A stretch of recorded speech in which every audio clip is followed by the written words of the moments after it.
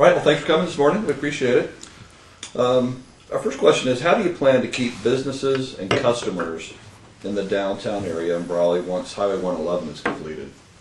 You know, that's a very interesting question, and I've been doing walking in downtown, talking to some of the merchants as well as the customers. And what I envision is having the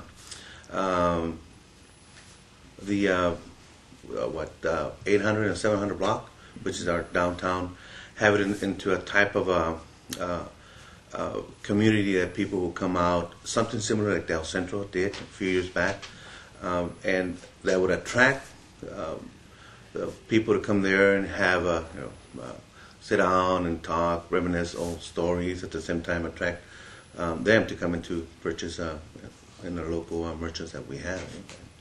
It's have some other visions, but first I have to go in there and see what we can do, we as far as a team, the council, and look forward for a better future for our small community in Brawley. Okay, thank you. How do you plan to bring businesses to the city, throughout the city, but also kind of around that Highway 111 area? Back in 2002, City of Brawley was able to commence working in an enterprise zone, and I strongly believe that we need to focus more on that. We need to push the enterprise zone because we have it, and we need to work on it. That's a big shot to a lot of businesses. There's some businesses that are not aware of, according to what I've been talking to some of them. They're not aware of that we have that incentive for them. Mm-hmm. Okay. Graffiti has been an issue in Brawley. Is there anything that you would do differently to combat graffiti in the city? Do you think what the city is doing now is adequate? The city of Brawley they have a good program. They have a gentleman by the name of Sam Palomares that's day in, day out. He's out there cruising the streets, making sure that cover as much as possible the graffiti that's been going on. I strongly feel that I know the city of Brawley is doing the best they can. The DA is doing whatever they can, but we need to contact our local judges to be a little bit more harsh on the punishment for these youngsters, and also as a concerned citizen, we need to get more involved with our parents. We know who our kids are. We know whether they're doing that or not. Sometimes we're in denial that our kids are out there doing stuff. Okay. If the economy doesn't improve and funding from the state continues to decrease, what areas do you think the city could cut to make up those differences? Well, if that was to happen, I'm a strong believer that I'm against laying off people. Okay, that's number one. I'm pretty sure there will be some other resources that perhaps we need to cut down, but I would wait and see until that would happen. We had to make a statement that, lay off people. It's the session is coming back. It's little by little, and I like to be very optimistic, and at the same time, I like to think about the negative, just in case, to be aware about it. Okay. Well, right now in the city of Brawley, commercial water accounts are not metered, but the homes are.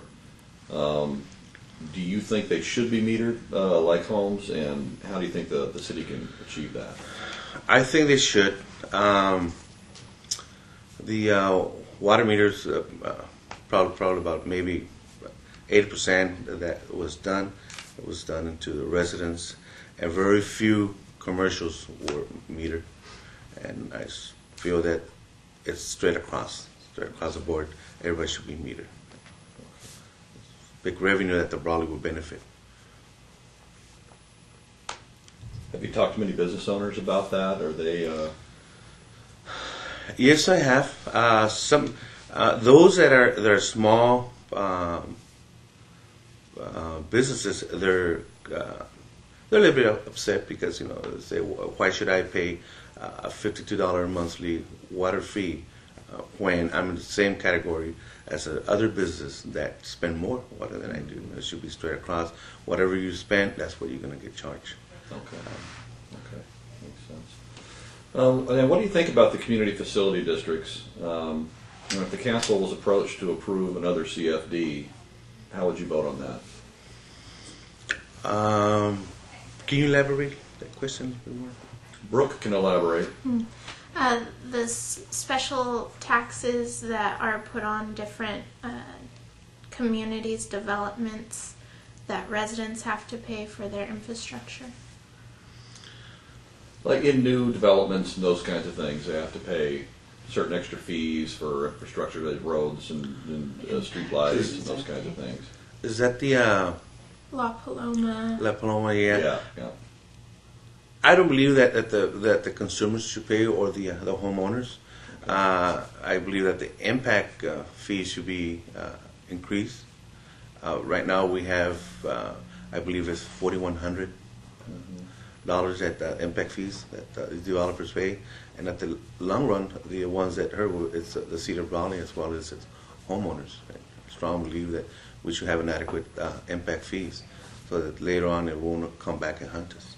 Okay. Do you think there's a need for a fire station on the east side? And if you do, how do you think that will help the city in meeting that need? It is needed.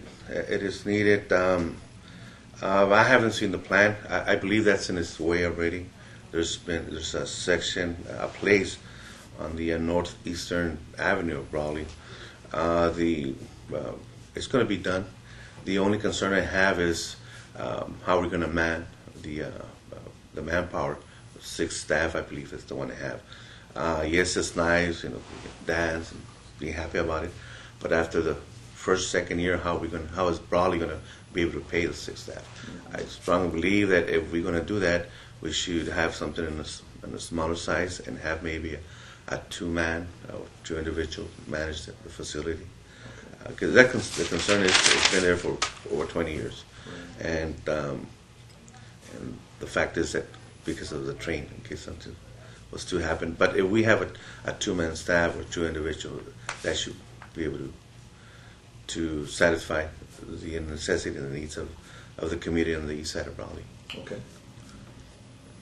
Now, why do you feel you're qualified to serve on the council? Why at this time? I'm qualified because I've been involved in my community for a little bit over 32 years. I'm the type of individual I believe that, don't complain, get involved. So I feel I should be deeply more involved in my community to serve my people and make a difference. Okay.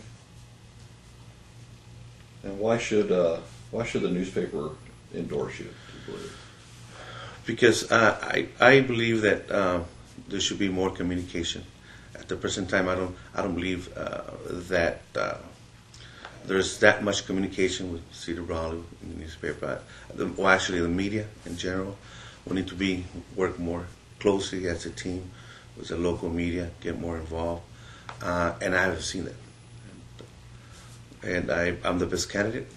There were 3 candidates. There's 2 seats. And I'm the best candidate. I was there 2 years, and that short term, I feel that I was part of a dynamic team.